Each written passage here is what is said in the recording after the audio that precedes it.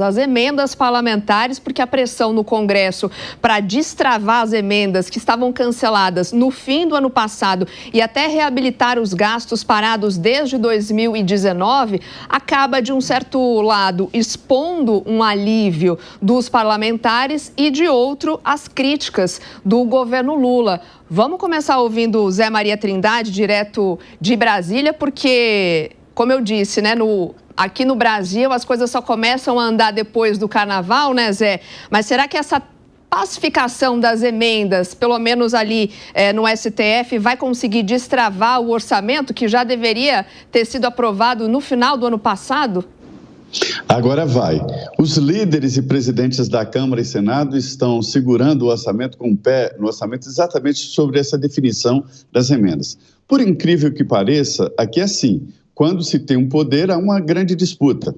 E, por incrível que pareça, desta vez, a disputa pela esplanada dos ministérios, ou seja, essa reforma ministerial, é menos importante do que a definição das emendas parlamentares. É um novo poder, uma nova importância da Câmara e Senado Federal. Quando os prefeitos vêm a Brasília, o alvo já não é mais os ministros em busca de projetos e recursos, e sim gabinetes parlamentares em busca das tais emendas PIX, que são práticas.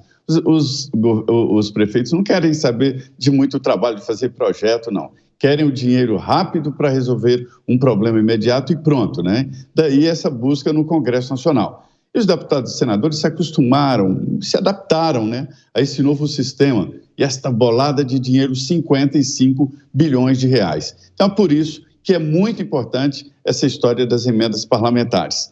Eu devo lembrar que, nesse orçamento secreto, o Congresso Nacional reservava ali 10 bilhões de reais a serem definidos pelos presidentes da Câmara, Senado e líderes. A fatia era a seguinte: metade para mim, outra metade divide para o resto, e recebendo migalhas, os deputados e senadores não reclamam. Não pode ninguém receber, porque aí todo mundo grita. E eu, né? E neste caso, não. O presidente dava um pouquinho para cada um e a coisa estava arranjada desta forma. E é aí que mora o problemão, que é o de investigar as emendas passadas, né? E isso ainda está ali pegando fogo nos bastidores. Mas, por enquanto, isso aí agrada a liberação das emendas, não são todas, algumas vão continuar ainda retidas, né? Não são todas. Mas isso agrada, sim, e mérito para o presidente do Senado, Davi Alcolumbre. Ele que negociou diretamente com o Supremo e falava com líderes e presidente da Câmara.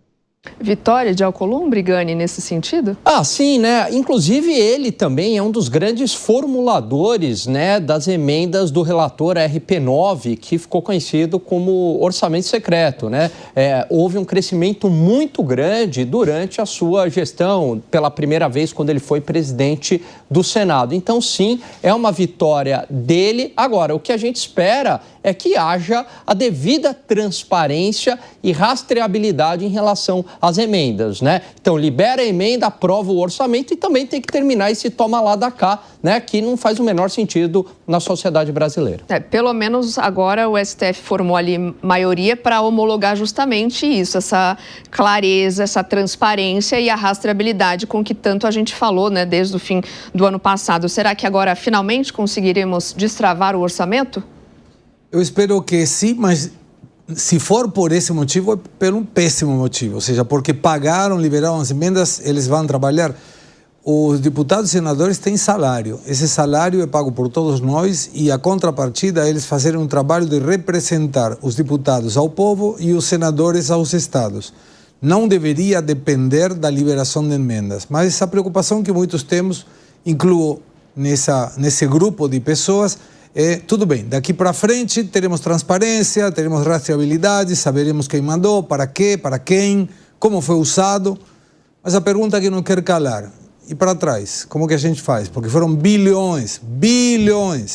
E até agora os únicos que estão sendo, em teoria, processados, colocaram como réus, foram deputados do PL. E o resto? Tem um monte de outros partidos, só o PL que está sendo investigado. Chama atenção, né? E aí, Pipeno? Não, na verdade, vejam, há deputados investigados de muitos partidos. Inclusive, por exemplo, o PDT tem 2 do Rio Grande do Sul, tem mais um deputado do PSB de um estado do Nordeste, agora me foge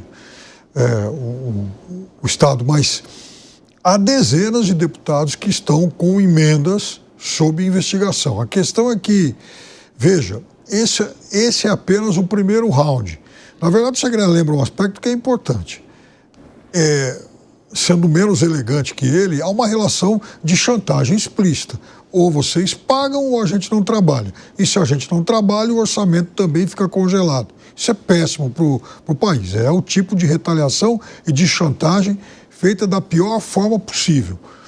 Agora, eu disse que é o primeiro round porque tem outros muito emocionantes pela frente. Um deles diz respeito aos restos a pagar do orçamento passado. Naquele momento em que o STF travou todo esse repasse, o tempo foi passando, o ano terminou e algumas emendas, muitas emendas, aliás, não foram pagas. Isso até contribuiu com o resultado do governo. Muito bem, exatamente, 4 bilhões.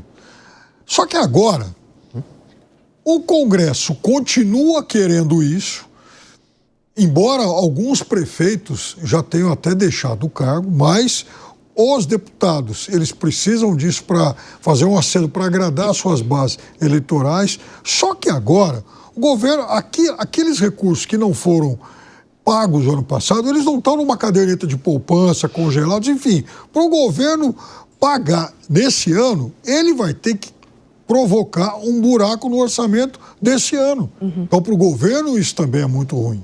Então, vamos ver qual vai ser a solução criativa que eles vão encontrar. Ô Zé, você poderia explicar para a nossa audiência o que significa de fato, o que prejudica um orçamento travado para as contas públicas, enfim, para nós brasileiros mesmo? Pois é, por aqui nada é por acaso, né? Se diz aqui, é uma frase da história do jabuti, né? Jabuti não sobe em árvore. Se você vê um jabuti numa árvore, ou foi enchente ou mão de gente. O que significa essa frase dita aqui nas mesas de conversa? É que cada ação política, ela tem uma correspondência de outro lado. O orçamento, ela é a principal peça do Congresso Nacional. Se o Congresso existisse por um só motivo, seria para votar e fiscalizar o orçamento. Não tem a menor dúvida disso. Mas os deputados recebem esse projeto de orçamento do governo, fazem mudanças ali, aumentam a possibilidade de arrecadação, a previsão de arrecadação, a estimativa de arrecadação, para incluir mais emendas, não só as emendas parlamentares, mas outras emendas de investimentos e tal. E o que acontece? O orçamento ele é tão complexo que não dá para votar. Ele só é aprovado por apoio total. Então, quando há um entendimento entre todos os partidos, aí o orçamento é votado. E ele não foi votado porque não tem esse entendimento, porque não sabe o que fazer com as emendas parlamentares. Quando o orçamento não é votado, e deve ser votado até o dia 17 de dezembro do mês anterior, né? É quando o Congresso entra em recesso parlamentar, a LDO no meio do ano, que é a Lei de Diretrizes Orçamentárias, depois o orçamento, aí o governo só pode executar 1/12 do orçamento, ou seja, um mês, né? Em certos casos, é confortável para o governo ficar com essa possibilidade, principalmente quando ele quer economizar, porque ele não é obrigado a gastar porque o orçamento não foi aprovado.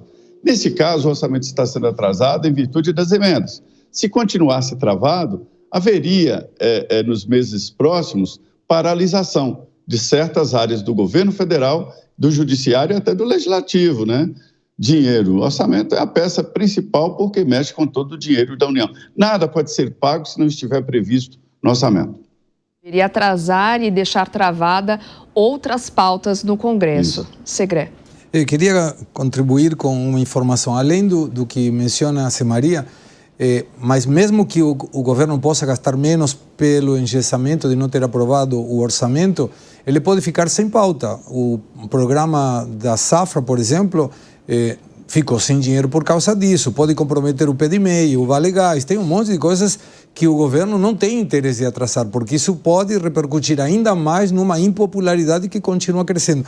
Mas olha que dado interessante, a produção do 3 em 1 é maravilhosa e mandam informações que complementam a nossa informação. Congressistas custam 3,2 milhões por ano, enquanto o rendimento médio per capita do brasileiro é R$ 24.828. Ou seja, estamos precisando de 133 pessoas para sustentar um deputado. E além disso, aí nós vemos o Alcolumbre que está dizendo, não, 4x3, para que vamos trabalhar tanto? Eles ganham mais de R$45 mil por mês. E quando a gente vai no total, nós estamos falando de um valor absurdo em termos de pessoas. São 133 brasileiros promédio que devem sustentar um único deputado. O que esperamos desse único deputado por cada 133 brasileiros é que faça seu trabalho com honra, dignidade e representando o povo que trabalha para ele. Só uma coisa rápida, Soraya, em cima disso que o Zé falou e o Segredo também, da questão do 1/12. Então, vamos imaginar o seguinte, você pega o Ministério da Educação, então o governo tem uma ideia de quanto ele vai gastar e os gastos eles são mais ou menos iguais nos 12 meses do ano. Mas há outras atividades que não. Então, por exemplo, Plano Safra, sobre o qual a gente falou muito no ano passado. Há uma concentração maior, há uma necessidade de mais recursos agora, né? Porque é época de safra e tudo mais. Então, veja, não adianta falar assim, eu não vou pagar tudo agora, mas eu vou pagar em maio, junho. Não, em maio, junho a colheita já foi. Então, então, esse não é o tipo de recurso que você divide em 12 parcelas iguais. Esse é o tipo do recurso que vai ter um pico em alguns meses e em outros o governo não vai gastar quase nada. Só que, para azar, o pico é agora. E aí acaba que não retoma o ritmo do legislativo nunca, né? Vai atrasando e vai atrasando, libera agora, mas trava lá na frente, como a gente vem acompanhando já, né? Exatamente. Se você pegar lá pelo calendário, 31 de dezembro de 2024 era para o orçamento ter sido aprovado oficialmente. Mas como no Brasil a gente não costuma respeitar as regras, o pessoal lá dá um jeito e ficou literalmente para depois do Carnaval, agora em 2025. Então, a gente está falando aqui que se passaram 3 meses do ano, não é pouca coisa, 3 meses do ano, né? E o orçamento ainda não foi aprovado. Quer dizer, o país está à deriva, sem a previsão de arrecadação e sem uma previsão de gastos. Isso por conta aí de uma chantagem que o Congresso Nacional fez em relação às emendas. O problema é que quem paga essa conta é a população brasileira, não é o Poder Executivo. Quem paga essa conta somos nós. É quase que resolve a medida só numa parte e deixa outras questões para serem resolvidas depois, Segré? Mas também não é linear, ou seja, essas questões que vão necessariamente, obrigatoriamente a ser resolvidas depois, talvez não podem esperar. Porque não tem uma questão de dividir o orçamento em 12. Tem muitas questões. Acontece em qualquer família, empresas. Você tem, por exemplo, uma necessidade para a saúde. Você vai falar, não, espera, não morra agora. Espera semana que vem, ou mês que vem, ou daqui a 2 meses, porque não tem orçamento. Sobretudo quando estamos falando que educação, segurança, investimentos em segurança, de saúde. Não, eu vou comprar uma máquina de ressonância magnética, mas não vou agora, vou daqui a 3 meses. Não dá para ser assim. O Congresso tem que aceitar a sua responsabilidade e é mais uma oportunidade para a gente repensar se as emendas deveriam ser extinguidas. Não deve existir isso. E aí, Pipé, não acha que também, nesse sentido, emendas extinguidas? Eu acho que elas acabaram gerando vícios notórios. Agora, assim, não tem um olhar utópico em relação a isso, né, de achar que algum dia os congressistas vão abrir mão, né, pelo bem da nação. Não, isso não vai acontecer, muito pelo contrário.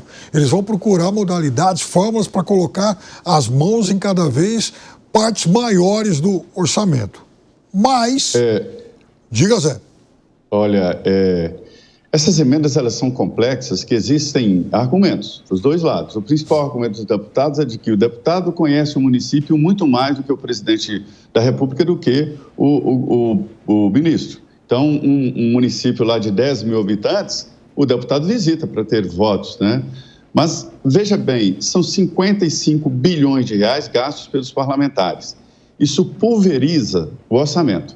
Para onde vai esse dinheiro, ninguém sabe. vai para uma pracinha, vai para asfaltar não sei o quê, vai para a construção de uma UPA, vai para comprar um ônibus escolar, vai para comprar um trator, agricultura familiar. São gastos necessários, sim, mas pulverizados não servem para nada. Seriam, por exemplo, 55 bilhões de reais para uma grande obra de infraestrutura nacional. E a obra em infraestrutura, ela é necessária para o desenvolvimento do país, é o chamado gasto bom. Essa é a grande crítica no mérito. Então, como deveria ser? Voltar como antigamente. Os deputados e senadores têm direito às emendas para alertar o governo, seriam autorizativas. E o governo decidiria, com esse dinheiro em mãos, o que fazer. Mas o ideal é fazer uma grande obra. Segre, sobre o custo do Congresso Nacional, sempre me impressionou, sempre trouxe aqui. São 14 bilhões de reais, 14 bilhões. Para se ter uma ideia, um município aí de 500, 600 mil habitantes tem um orçamento de 900 mil reais. Um município com toda a complexidade, taxa de limpeza